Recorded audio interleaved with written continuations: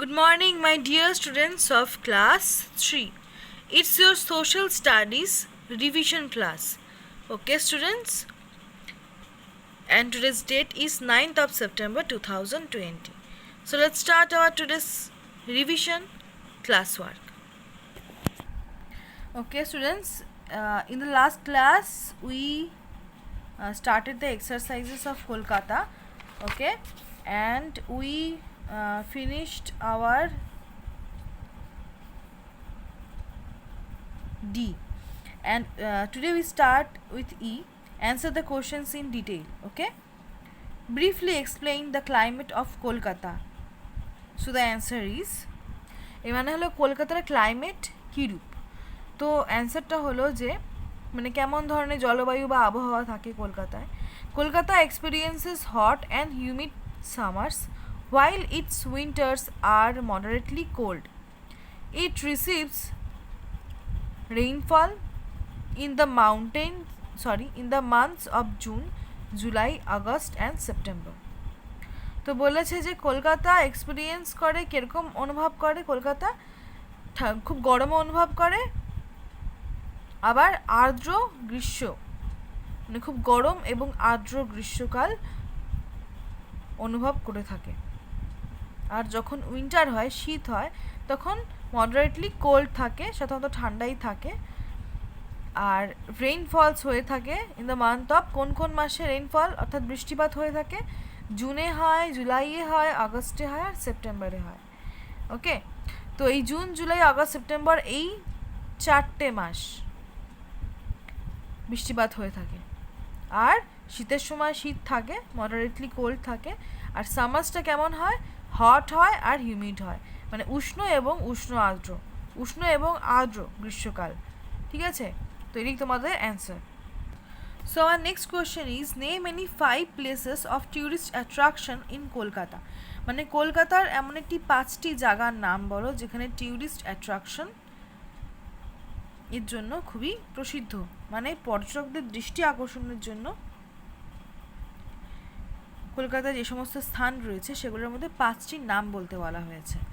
So the answer is okay, so name any 5 places of tourist attraction in Kolkata. So the answer is the name of 5 places of tourist attraction in Kolkata are: 1 is Howrah Bridge, 2nd Birla Planetarium, 3rd Indian Museum, 4th Eden Gardens, 5th Victoria Memorial. তাহলে দেখো তোমাদের এখানে বলা হয়েছে যে tourist অ্যাট্রাকশনের জন্য কলকাতায় যে 5টি জায়গার নাম বলতে বলা হয়েছে সেগুলি হলো, প্রথমে কি? প্রথমে হচ্ছে হাওড়া ব্রিজ, তারপরে হলো বিড়লা প্ল্যানেটোরিয়াম, তারপরে হলো ইন্ডিয়ান মিউজিয়াম, ইডেন গার্ডেন্স আর Victoria Memorial. Okay, so we have finished the chapters, the questions, all the questions of these chapters, and so let's start with our next chapter, Chennai. Okay, so we are going to revise it. আমাদের প্রথমে এই ক্লাসটি হয়ে গিয়েছে, it's hour revision class. তো আমরা এই ক্লাসে আবার এটাকে রিভাইজ করব। ওকে, সো লেটস স্টার্ট। দেখো প্রথমে the name of the chapter is Chennai. What we will learn about location and climate of Chennai, culture and traditions, transport, places of tourist attraction, industries, government offices. ঠিক আছে, এই সম্বন্ধে পড়বো। তো এগুলো প্রত্যেকটাই এক একটা স্টেপ করে দেওয়া রয়েছে, চলো পড়ি। প্রথমে colour the capital of Tamil Nadu. তামিলনাড়ুর ক্যাপিটাল কোনটি এগুলোর মধ্যে? ওটাকে কালার করতে বলা হয়েছে। কলকাতা, নিউ দিল্লি, চেন্নাই, মুম্বাই। তো চেন্নাই হচ্ছে ক্যাপিটাল। কার ক্যাপিটাল? তামিলনাড়ুর। Okay, so Chennai is the capital of Tamil Nadu. Okay, so next, so let's start with location and climate of Chennai, page number 43.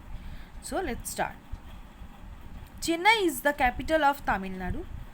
It is located in the southern part of India on the coast of Bay of Bengal. It was formerly known as Madras. Chennai can be divided into 2 parts: Old City, the area of Georgetown and New City, the area towards the south of Georgetown.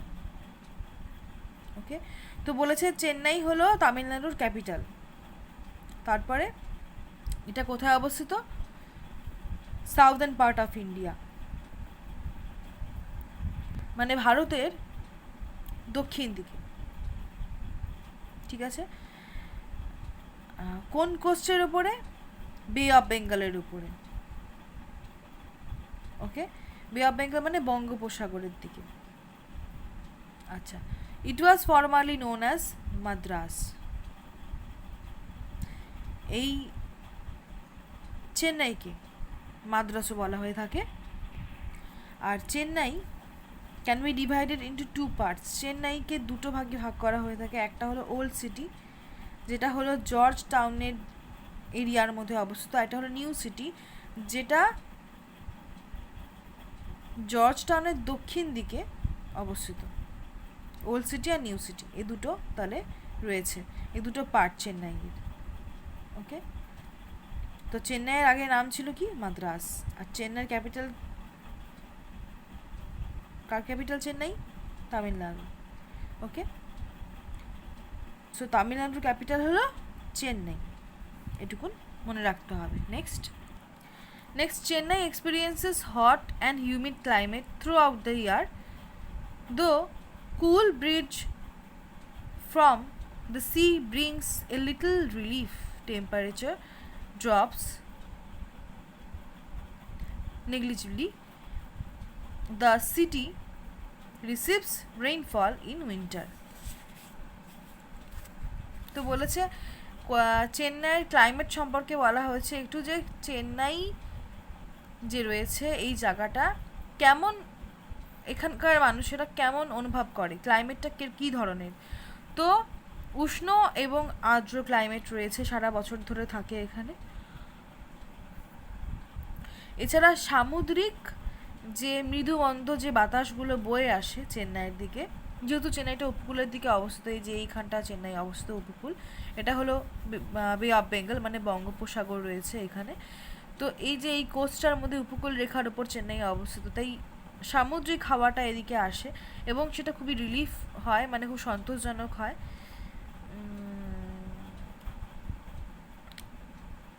আর এখানে শীতের সময় বৃষ্টিপাতও হয়ে থাকে। ওকে, next দেখো রয়েছে culture and traditions চেন্নাইয়ের। People in Chennai mostly speak Tamil. English is also widely spoken in the city. Chennai is known for its Carnatic music. It is also known for its classic Indian dance form, Bharatnatyam. তো বলেছে culture এবং ট্র্যাডিশনের সম্পর্কে কিছু দেখো। বলেছে people of Chennai mostly speak Tamil, মানে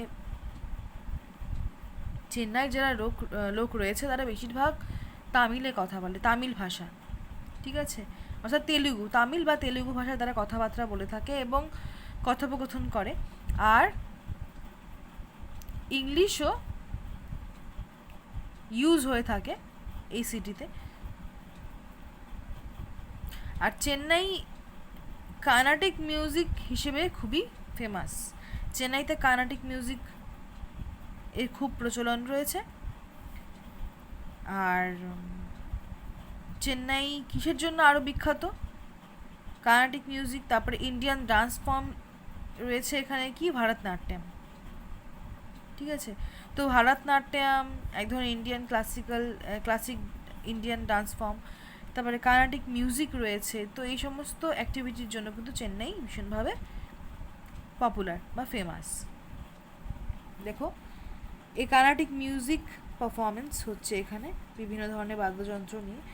আর Bharatanatyam is a classical dance form that originated in Tamil Nadu, মানে তামিলনাড়ু থেকে এটার উদ্ভব হয়েছে এই ভারতনাট্যম, এই ডান্স ফর্মটার, ইন্ডিয়ার ক্লাসিক্যাল ডান্স ফর্ম, খুবই ফেমাস।